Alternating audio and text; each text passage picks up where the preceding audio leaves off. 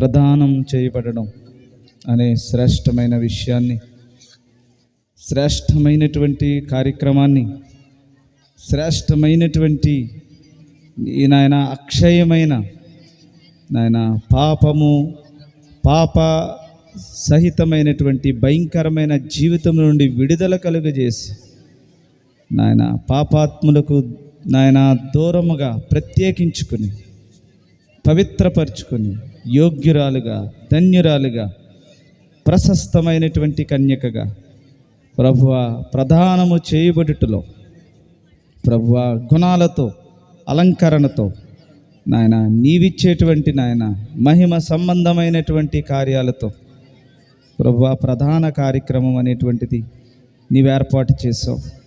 అయితే ప్రభు మనుషుల యొక్క ప్రవర్తన లోక జ్ఞానాన్ని అనుసరించి నడుచుకుంటుంది గనక నీ జ్ఞానం అర్థం కాక ప్రభువా అది తొక్కుకుంటూ మీద పడుతున్నట్టుగా ప్రభువా తండ్రి ఎంత పవిత్రమైన దానిని పెట్టినా దానిని అసహించుకుంటూ ప్రభువా లోక భోగాలు, లోక కార్యాలు, లోక సంబంధమైనటువంటి విషయాల వైపే వారి జీవితం మొగ్గు చూపిస్తూ ఉండగా దయతో వారందరినీ క్షమించి వారందరినీ సరైన సక్రమమైన పరిశుద్ధమైనటువంటి కార్యాల్లో మీరందరూ కూడా నడిపించమని నాయనా నీ కార్యాలు నీ దేవదూతల ద్వారా అద్భుతంగా జరిగించిన ఆయన నిజమైనటువంటి ప్రధానము నాయన అందరి మనసుల్లో వెలిగింపచేయమని నీ కృప నీ కాపుదల మా అందరికీ తోడుగా ఉంచమని యేసు ప్రభు వారి శ్రేష్టమైన పరిశుద్ధమైన నామంలో ప్రార్థిస్తూ వేడుకొనిచున్నాము పరమ తండ్రి.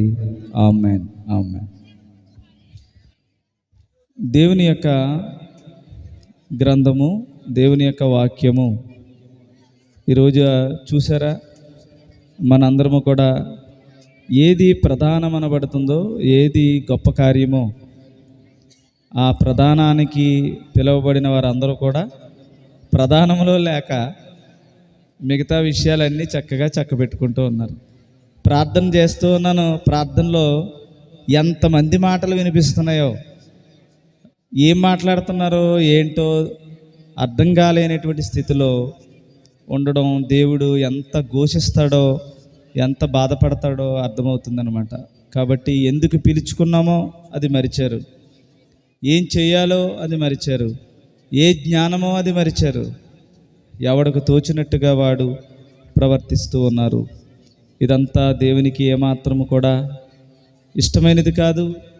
ఇది మన జీవితాలకు కానీ మన కుటుంబాలకు కానీ మంచిది కాదు. అయినను ఎవరి తంతు వారు సాగిస్తూ ఉన్నారు. ఈ ప్రధానమైన పరిశుద్ధమైన ఈ కార్యక్రమం దేవుడు ఏర్పాటు చేయటంలో ప్రధానమైన ఉద్దేశాన్ని మనందరము ఎరగాలి. అసలు ఈ కార్యక్రమం పేరే ప్రధానము. ప్రధానము అనేటువంటి మాటకి ప్రధానమైనది, అన్నింటికంటే ప్రాముఖ్యమైనది అన్నమాట. ఇది ఒక వివాహం అనేటువంటిది జరగడానికి ముందు ఎంతో ప్రధానమైనటువంటిది అన్నమాట. ఎన్నో కార్యక్రమాలు ఎంతో కష్టంతో దేవుని మీద ఆధారపడి యెహోవా నిర్ణయించిన ప్రకారం, దేవుడు నిర్ణయించిన ప్రకారం ఈ కార్యాన్ని పూర్తి చేస్తే అది ప్రధానము అని బైబిల్ చెప్తుంది. ప్రధానమైనది విడిచిపెట్టి అప్రధానమైనటువంటి వాటిలో సాతాను కూర్చోబెట్టాడు. ఇప్పుడు ఆడ ఎంత గొప్పవాడో ఒక్కసారి మీరు ఆలోచన చేయాల్సిందిగా కోరుతున్నాను. సరే, ఈ ప్రధాన కార్యక్రమంలో మొట్టమొదటిగా బైబిల్ గ్రంథం నుంచి మనం పరిశీలన చేస్తే ఆదికాండ గ్రంథము 24వ అధ్యాయంలో మనకి ఒక స్పష్టమైనటువంటి అవగాహన మనకి కలుగుతుంది. ఈ ఆదికాండ గ్రంథములో అక్కడ ప్రధాన కార్యక్రమం అనే విషయంలో ఎలా ప్రధానము చేయబడుతుంది అన్న విషయాన్ని మనందరము కూడా తేటగా కొన్ని విషయాలు తెలుసుకుందాం. 24వ అధ్యాయంలో అబ్రహాము అనేటువంటి ఒక దేవునికి ఇష్టమైనటువంటి భక్తుడు ఉన్నాడు. అనగా ఇప్పుడు భాషలో చెప్పాలంటే క్రైస్తవుడు. ఆనాడు దేవునిని నమ్ముకున్నవాడు, ఈనాడు క్రైస్తవుడు. ఒక భక్తుడు తన కొడుకుకి వివాహాన్ని చేయాలని ఒక పరిస్థితి, ఒక వయస్సు వచ్చినప్పుడు అతను ఏ విధంగా ప్రవర్తించాడు, ఏ విధంగా ఆ వివాహాన్ని నిశ్చయించాడు, ఎలా ప్రధాన కార్యక్రమాన్ని జరిగించాడు అన్న విషయాన్ని ఈరోజు మనందరికీ ప్రతి ఒక్కరూ కూడా గుండెల్లో పెట్టుకోవాల్సిన విషయం. ఆ జ్ఞానం ఉంటే ఎవరు కూడా ఈ స్థలాన్ని విడిచిపెట్టరు. ఎందుకంటే ఇది చాలా చాలా ప్రధానమైనటువంటి విషయం. ఏంటి మళ్ళీ చెప్పండి? ప్రధానము అని ఏంటంటే ఇది మోస్ట్ ఇంపార్టెంట్ థింగ్ అన్నమాట. క్రైస్తవ జీవితంలో ఇది జరిగించుకుంటే వివాహం అనేది చాలా అద్భుతంగా ఘనంగా జరుగుతుంది. ఇది ఇక్కడే ఫెయిల్ అవుతాడు ఏ మనిషి అయినా సరే. కాబట్టి ప్రధానము చేయబడ్డం అనే విషయం దగ్గర అబ్రహాము ఏం చేశాడంటే తనకు కొడుకుకి వివాహం చేయాలనుకున్నాడు. అప్పుడు తను వృద్ధుడై ఉన్నాడు. తను వెళ్ళి చేయాల్సినటువంటి పనులలో బాధ్యతగా తను చేసే పరిస్థితి ఆనాడు ఆయనకి లేని కారణంగా తనయలో పనులలో తన కుటుంబంలో ప్రధానమైనటువంటి ఒక పనివాడిని ఈ కార్యక్రమానికి వెళ్ళడానికి పురమాయించాడు అనమాట. అక్కడ ప్రధానం అంటే అర్థం ఏంటంటే ఏ పనివాడైతే ఉన్నాడో ఆ పనివాడు చాలా భక్తుడిని ఎన్నుకున్నాడు. ఇప్పుడు మనం ఎలా ఎన్నుకోవాలి? పరిశుద్ధమైన స్త్రీలను, విశ్వాసులను మనం ఎన్నుకోవాలి. లోక జ్ఞానాన్ని అనుసరించలేనటువంటి వారిని ఎన్నుకోవాలి ఏదైనా ఒక ప్రధాన కార్యక్రమానికి జరిగించాలంటే. ఆనాడు పనివాడైనా పరిశుద్ధుడు, పనివాడైనా చాలా ఒంటెలనే మోకరింపచేసేటంత భక్తుడు. ఒంటెలను మోకరింపజేశాడనమాట. ఒంటెలనే మోకాళ్ళ మీద నిలబెట్టాడంటే తన జీవితాన్ని ఎంత దేవునికి ఇష్టంగా మార్చుకున్నాడో మీకు అర్థమవుతుంది. ఒక విధంగా చెప్పాలంటే అలాంటి గొప్ప పనివాడైనా కూడా అతడు దేవుని దృష్టిలో గొప్పవాడు గనుక దేవుని యొక్క చిత్తాన్ని అబ్రహాము ఆ పనివాడికి ఇచ్చి పంపించాడు. పంపిస్తే అతను ఏమి ఎదురు చూశాడంటే రిబ్కాని సెలెక్ట్ చేయాలి, అంటే పెండ్లి కూతురిని సెలెక్ట్ చేయాలి. పెండ్లి కూతురిని సెలెక్ట్ చేయాలంటే ఏం చేశాడంటే ఇప్పుడు ఆదికాండ గ్రంథం 24వ అధ్యాయాన్ని మనం పరిశీలించేద్దాం. ఇందులో ప్రధానంగా మనం చూస్తే 52వ వచనం నుంచి చూద్దాం కొన్ని విషయాలు. 45వ వచనం చూద్దాం. నేను నా హృదయములో అట్లా అనుకొనుట చాలింపక ముందే రెబ్కా భుజము మీద తన కడవను పెట్టుకుని వచ్చి ఆ బావిలోనికి దిగిపోయి నీళ్లు చేదుకుని వచ్చెను. ఈయన దేవుని చిత్త ప్రకారంగా తన జ్ఞానాన్ని అనుసరించకుండా దేవుని చిత్తం ఏంటంటే తన యజమాని యొక్క కుమారుడికి భార్యను సెలెక్ట్ చేయాలి అన్నప్పుడు ఆ ఊరి నూతి దగ్గరికి, బావి దగ్గరికి అనేక మంది స్త్రీలు అక్కడికి వస్తారు. వచ్చినప్పుడు అందరిలోని ఎలా సెలెక్ట్ చేయాలి? అందంగా ఉందని సెలెక్ట్ చేయాలా, లేకపోతే బాగుంటుందని సెలెక్ట్ చేయాలా, కులాన్ని బట్టి సెలెక్ట్ చేయాలా, మతాన్ని బట్టి సెలెక్ట్ చేయాలా, లేకపోతే ఏది అందము చందము ఇలాంటి వాటిని చూసి సెలెక్ట్ చేయాలా అన్న విషయం దగ్గర అతను దేన్ని పట్టించుకోలేదు. ఒక్కటే పట్టించుకున్నాడు, ఏంటంటే నేను హృదయములో అనుకున్నట్టుగా నా దేవుని దగ్గర నేను ఏదైతే కోరుకుంటున్నానో అని ఏమనుకున్నాడంటే ఏ చిన్నదైతే వచ్చి నాకును నా యొక్క ఒంటెలకును నీళ్లు చేది ఎవరికైతే ఇస్తాదో, ఎవరైతే అంగీకరిస్తారో ఆమె అని మొదటగా ఒక గుర్తు పెట్టుకున్నాడు. అంతే తప్ప అందాన్ని బట్టి కాదు, ఐశ్వర్యాన్ని బట్టి కాదు. అప్పుడు ఎప్పుడైతే ఒక చిన్నది 45వ వచనంలో చెప్తున్నాడు అనమాట, నేను తన హృదయములో ఏదైతే అనుకున్నాడో ఆయన, ఇంకా అలా అనుకున్నాడో లేదో ఈ లోపులోనే రెబ్కా భుజము మీద తన కడవను పెట్టుకుని ఒక స్త్రీ అక్కడికి వచ్చింది. రాగానే ఈయనేమో అడిగాడు. అడగగానే నీకును నీ యొక్క ఒంటెలకును నీళ్లు పెట్టడానికి నాకు అంగీకారమే అన్నాడు. వెంటనే దేవుని స్తుతించాడు. నేను ఏదైతే అనుకున్నానో అనుకున్నట్టుగానే అట్టి గుణం కలిగిన, అట్టి మంచి గుణాలతో కూడినటువంటి రెబ్కా దానికి అంగీకరించగానే దేవుణ్ణి స్తుతించాడు. ఇంకా కింద చదువుదాం. అప్పుడు ఆమె త్వరగా తన కడవను దించి త్రాగుము, నీ ఒంటెలను నీళ్లు పెట్టదునని చెప్పి గనుక నేను త్రాగి తిని. ఆమె ఒంటెలకును నీళ్లు పెట్టెను. వారికి మాత్రమే కాదు, ఒంటెలకు కూడా నీళ్లు పెట్టింది. ఆనాడు ఆ నూతిలో నుండి నీళ్లు తోడడం అనేది చాలా కష్టమైన విషయం. అయినను తను ఒక మంచి గుణం కలిగినటువంటి స్త్రీ గనుక వెంటనే వారికిని ఆ ఒంటెలకును నీళ్లు పెట్టడానికి తను అంగీకరించింది. ఇక్కడ ఇది అందరికీ మీకు తెలిసిన విషయమే.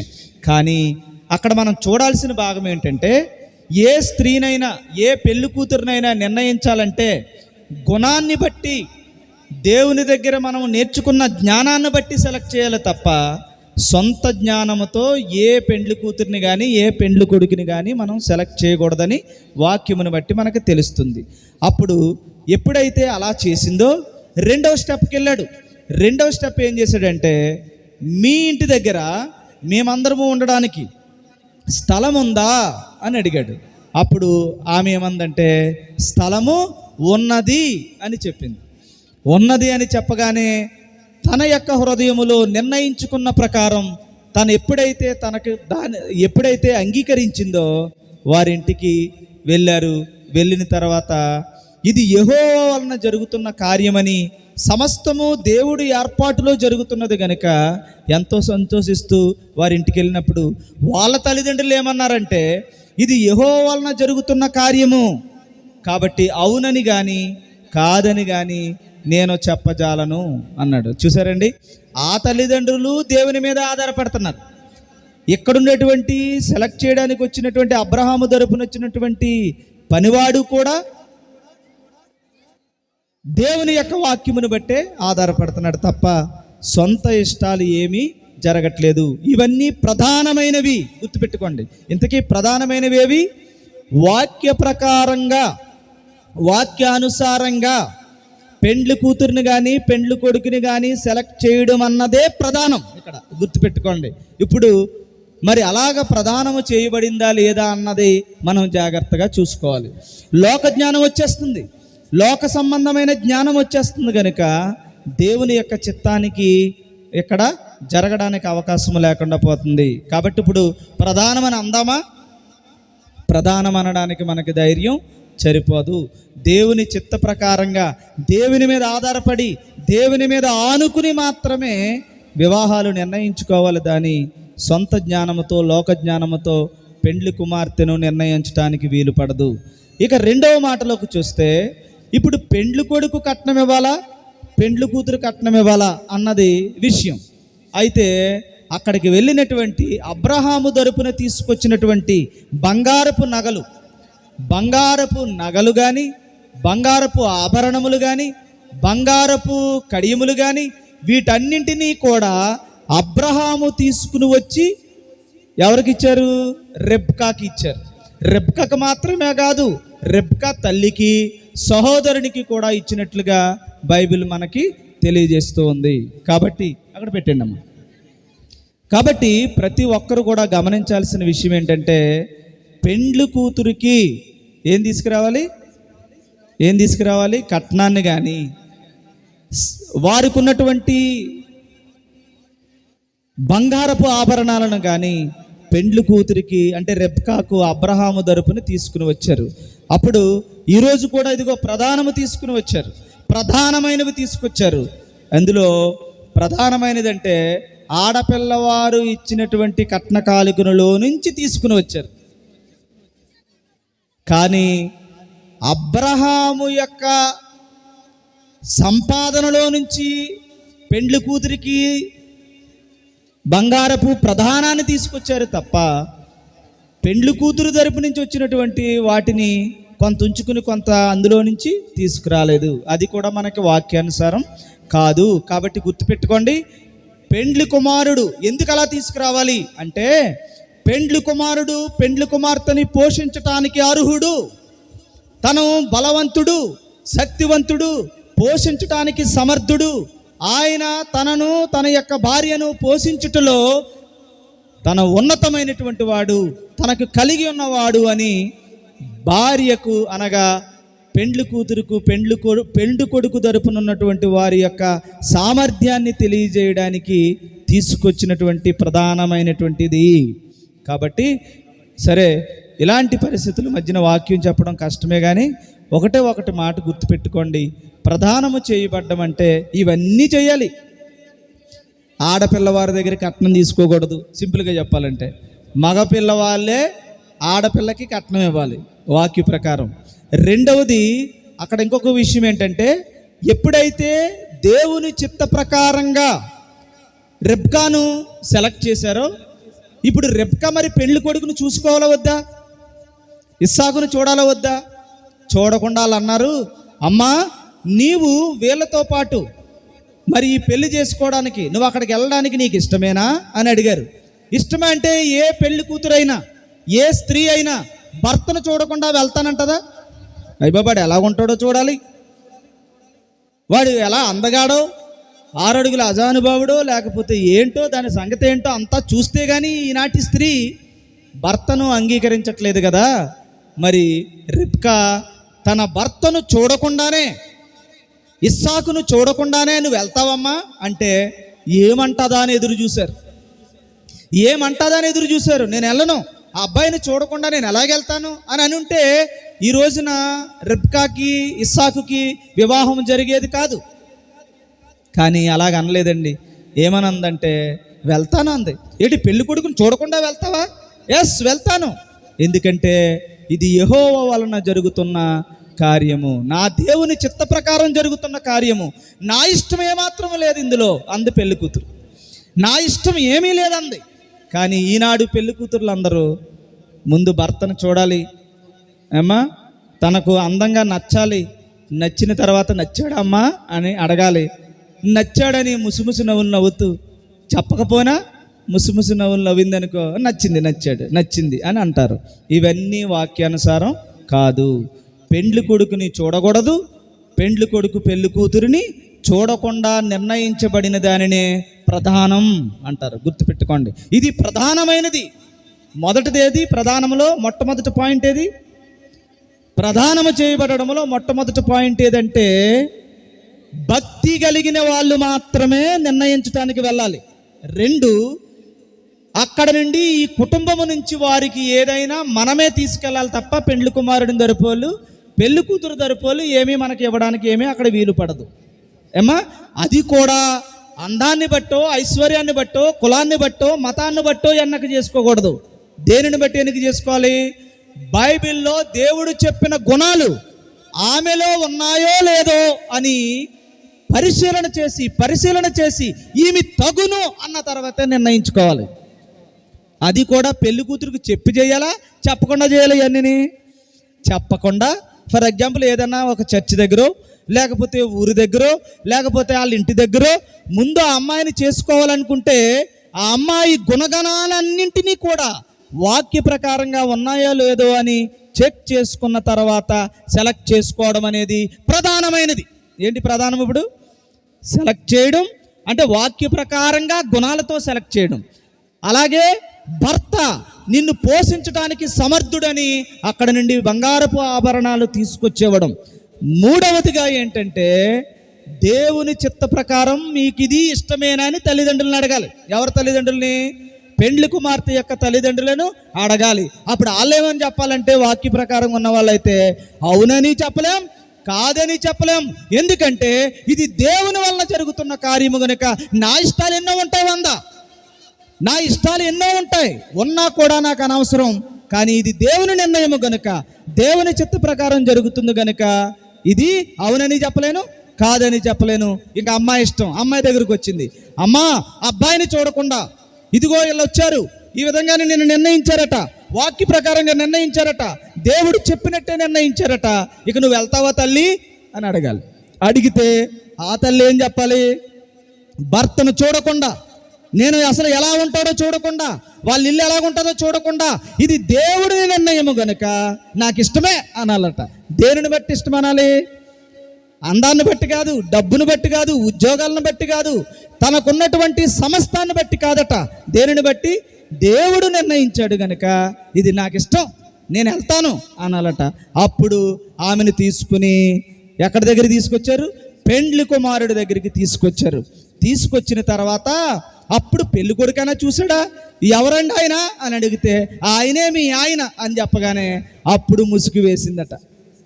చూసారా, పురుషుని దగ్గర స్త్రీ ఒక చక్కటి వాక్యానుసారమైన ప్రవర్తన తను చూపించింది. ఇవన్నీ జరిగితే, ఇవన్నీ కట్నం తీసుకోకుండా పెళ్లి కూతుర్ని సెలెక్ట్ చేసి, భర్తను చూడకుండా పెళ్లి కూతుర్ని సెలెక్ట్ చేసి, విశ్వాసులు వాక్య ప్రకారంగా కొన్ని రోజులు అక్కడికి వెళ్ళి వాళ్ళ దగ్గర నివసించి అమ్మాయి మంచిదా చెడ్డదా అని సెలెక్ట్ చేసిన తర్వాత మాత్రమే పెండ్లి కూతుర్ని సెలెక్ట్ చేయాలి. కానీ ఇవన్నీ ఏటట ప్రధానము, ఇవి ప్రధానము.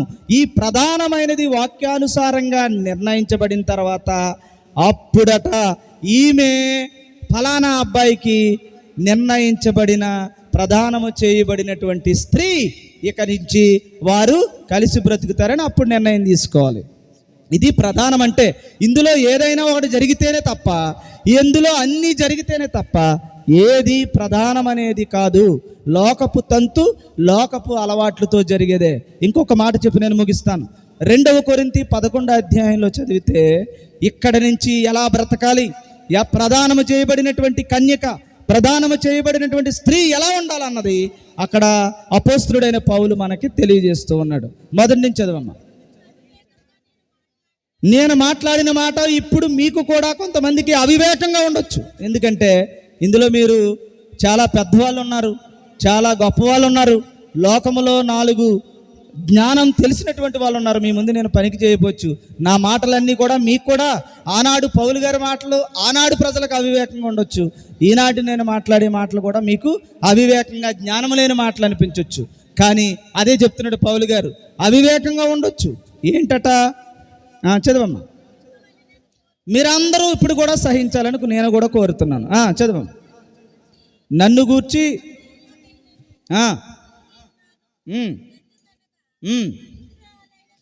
పవిత్రురాలైన కన్యక. ఇప్పుడు ఎవరమ్మా? ఈ ప్రధానం జరిగితే, అంటే ఇప్పుడు నేను చెప్పిన అన్నీ తనలో జరిగితే, అలాగ మీరు జరిగిస్తే, అలాగ ఆ ఇరుపక్షాల కుటుంబాలు దానికి అంగీకరిస్తే అప్పుడు ఈమె ఎవరు? పవిత్రురాలైన కన్యక. ఎవరికట ఈవిడ? ఒక్కడే పురుషునికి చదవమ్మ, చదువు. ఒక్కడే పురుషునికి ప్రధానము చేసితిమి. దేవునికి స్తోత్రం కలుగును గాక. ఇప్పుడు ప్రధానము చేయబడింది ఒక్కడే పురుషునికి. అమ్మా, అలాగే ఎంతమంది పురుషులు, ఎంతమంది పెళ్లి కూతుర్లు? మీరు ఒకనాడు పెళ్లి కూతురే, మీకు ఒక్కడే పురుషుడు, మీకు ఒకనాడు పెళ్లి కూతురు. ఇలాగ మొత్తం ఇక్కడ ఉన్న వాళ్ళందరూ పెళ్లి కూతురులే, ఇక్కడ ఉన్న వాళ్ళందరూ పెళ్లి కొడుకులే. కానీ ఇదంతా ఒక్క పురుషుడు, ఒక్క కన్యక అనే 2 మాటల్లోకి తీసుకొచ్చాడు. అది చదవమ్మా. ఇప్పుడు సర్పము తన కుయుక్తి చేత అవ్వను మోసపరిచినట్లుగా ఈరోజు కూడా ఇలాంటి పవిత్రమైన కన్యకలను ఈ లోక జ్ఞానం, సాతాను జ్ఞానం పాడు చేస్తుంది, అపవిత్రతను పాడు చేస్తుంది. అందుకని దేవుని చిత్త ప్రకారంగా పెళ్ళిళ్ళు జరగట్లా, దేవుని చిత్త ప్రకారం పెళ్లి కూతురిని సెలెక్ట్ చేయట్లే, దేవుని చిత్త ప్రకారం పెళ్లి కొడుకుని సెలెక్ట్ చేయట్లే, దేవుని చిత్త ప్రకారంగా ఏ కార్యము జరగట్లేదు. మొత్తం అన్నీ లోక సంబంధమైనటువంటి జ్ఞానంతోనే జరుగుతున్నాయి. అందుకని ఇది ప్రధానమైనది కాకుండా పోతుంది.